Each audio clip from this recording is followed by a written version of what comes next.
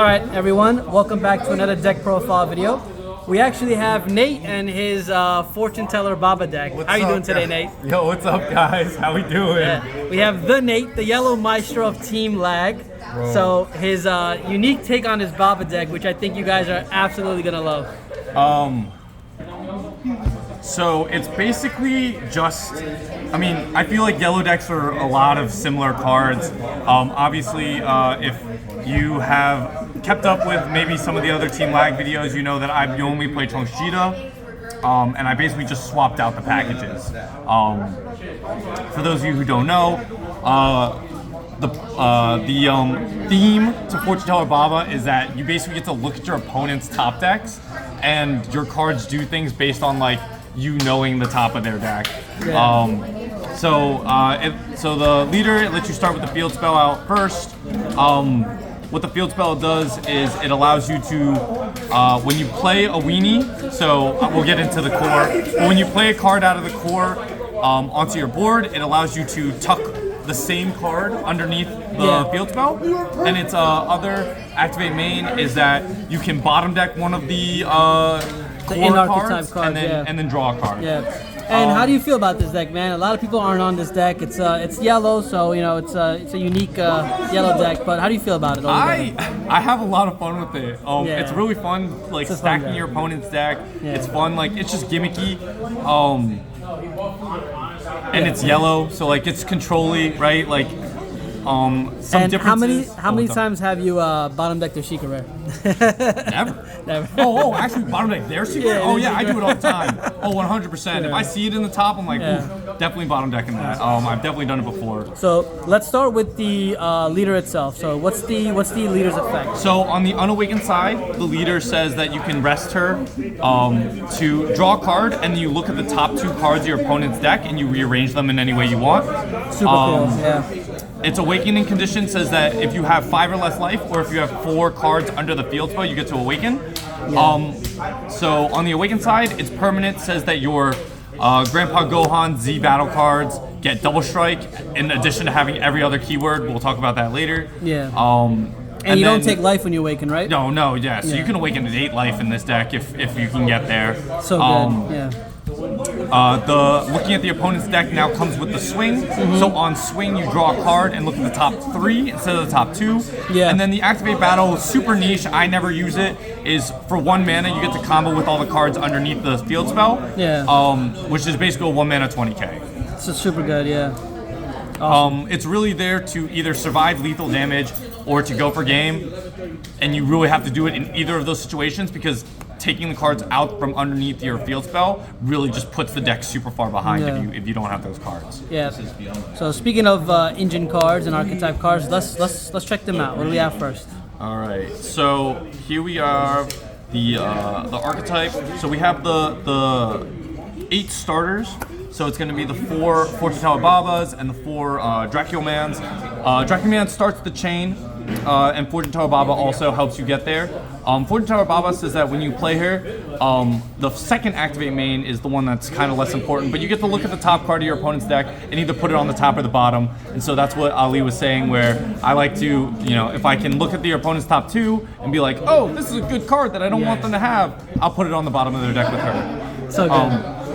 Her first activate main says that I can crack her to play the 1-drop out from the deck. Yeah. And so the 1-drop really starts the whole chain, playing the 1-drop. So all the core cards have the same gimmick where you declare a number and you reveal the top card of your opponent's deck, and if the cost of that card equals the number that you called, they basically get the next piece in the chain. Awesome.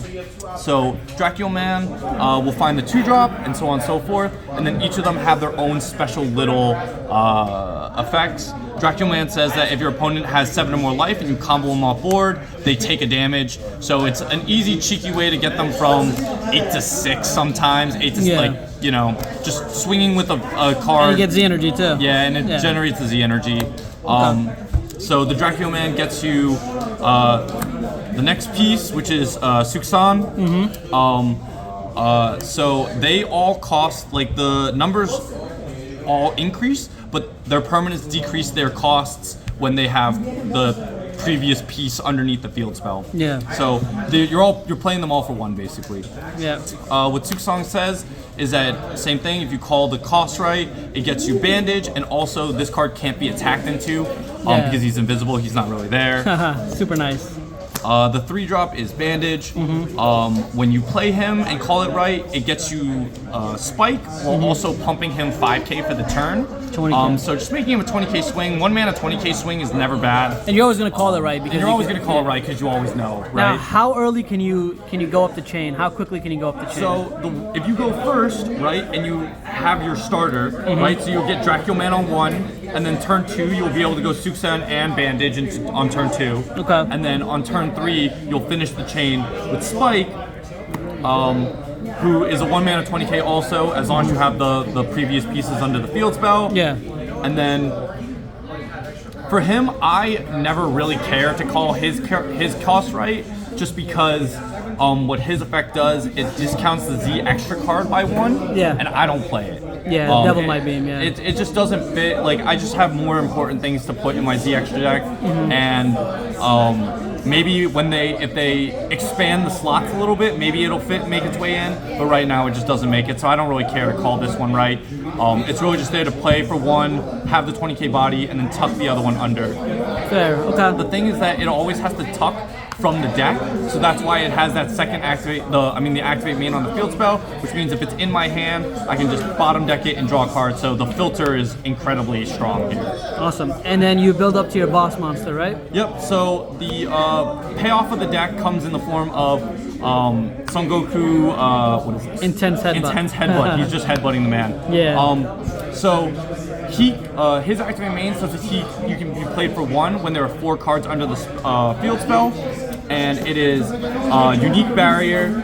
And what it says is that on swing, it does the same thing where you call the cost of the card, flip the top deck, and if you call it right, which you always will, you can place, not KO, place a battle card in rest mode, or a unison with specified cost of 2 or less into the drop. Yeah, it's super good, yeah. It's super niche, but there are a lot of things that trigger on KO, and this does get around it by saying place. Yeah. And it also helps clear unisons for some reason, which is really cool. Yeah. And the 1 mana 25k barrier is insane. And then the last payoff is the Grandpa Gohan Z battle card. It's a 3 mana, 3 cost, 2 Z mana card. Has deflect, barrier, dual attack, and then the leader, when it's awakened, gives it double strike. So it's deflect, barrier, dual attack, double strike. Yeah. It actually comes out for 2 as long as you have this Goku on board. Okay. And then it also, when you play this card, it gives the Goku dual attack. Dual attack. So this is the big payoff of the deck. You know, if you can drop this down turn 4, turn 5, that's really what you're aiming for. They both have barriers, so very hard to interact with. And it just, so the only downside is that the Grandpa Gohan kills itself at the end of the turn. But otherwise, this is the real payoff of the deck. This is like the boss turn that you're trying to go for. Awesome. Now that the archetype's done, we just go on to the good yellow stuff. We're playing the Picklehan Secret Rare, which is taking the place of obviously one of our super combos, but in the same vein that Majin Vegeta or Trunks Cheetah will use Picklehan to push that really big double strike attack. We do the same thing with our Grandpa Gohan. It's mostly uninteractable. Some yellow cards and some certain things get around it, but really we're just trying to slam Picklehan onto our Grandpa Gohan to really push for big damage. You think Picklehan is the best secret rare for this deck? This isn't even a real deck. I like Picklehan. I like it a lot. I think it does so much, and I think it's the best yellow secret. I think so too. Right yeah. Now. So I think so. I think it just fits into the deck nicely. Okay. We play the 2 counters. Basically, same thing. We want to push for a lethal swing. We have the counters ready to go. And then, so the change that this deck really switched over from Trunks Cheetah is that we really go hard into the stall package. So we're playing the 4 Robotic Rapace as well as the 4 Overwhelming Might Vegetos. Wow. We're really going hard. We want to make it as far as possible. We don't do anything with our mana besides putting the cards under the field spell and cycling. We don't do anything with our mana, so we're really just leaning super hard into the defense until we can get to the turn where we can play the Goku and the Gohan. The Gohan, yeah. Awesome.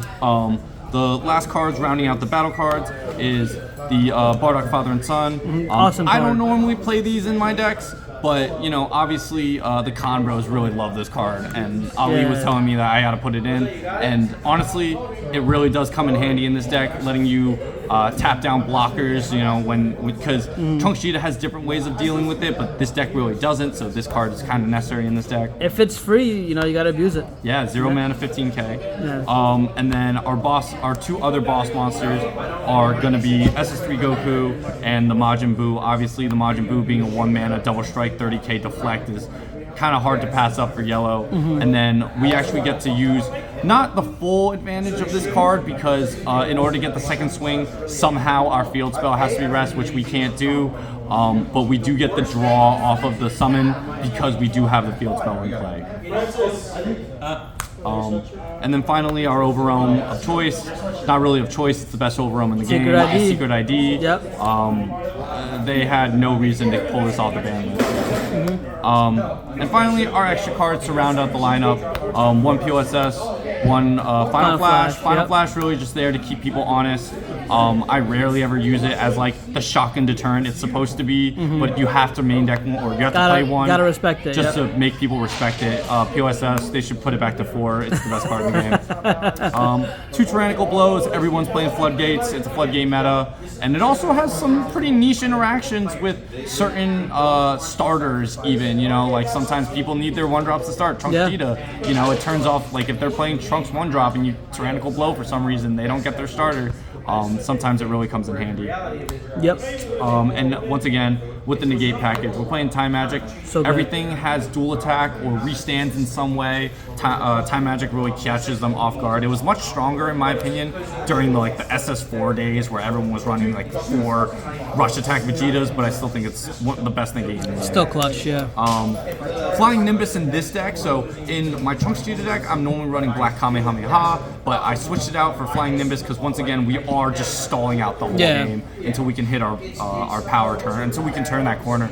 And like if we turn that corner on turn 6 or 7 and we get there because of these cards, then by all means that's how we're going to get it done. Yeah, Nimbus is really good. And then finally just the 2 token negates. Yeah, token negates are necessary, a staple. Yeah, obviously everyone's running them. Everyone plays And these. what do we have in the Z deck to round it off?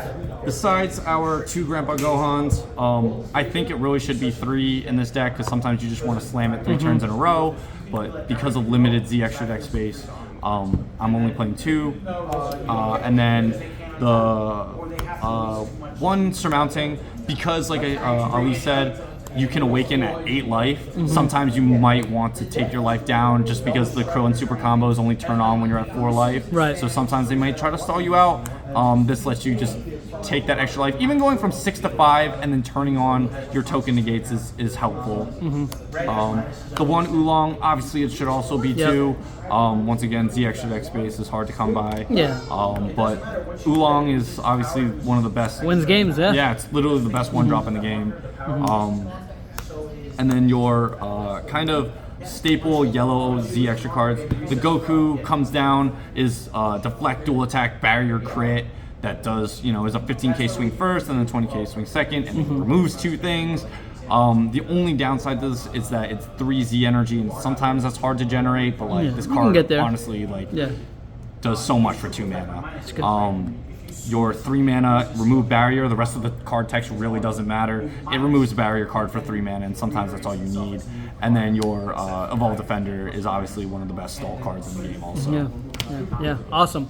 All right, thank you so much for your unique deck, Nate. We really appreciate it. Of course, man. And you went undefeated with this last week at Locals, which was incredible. No one knew what the deck did. Everyone's watching me pick up their cards and is wondering what I'm doing, but like. And if you guys want to see some gameplay, I actually have some gameplay of this deck on my channel as well. Yep. So huge shout out to Nate. Thank you so much for joining us, and thank you guys so much for subscribing, and stay tuned for the next video. All right. Thank you. Guys. Peace out.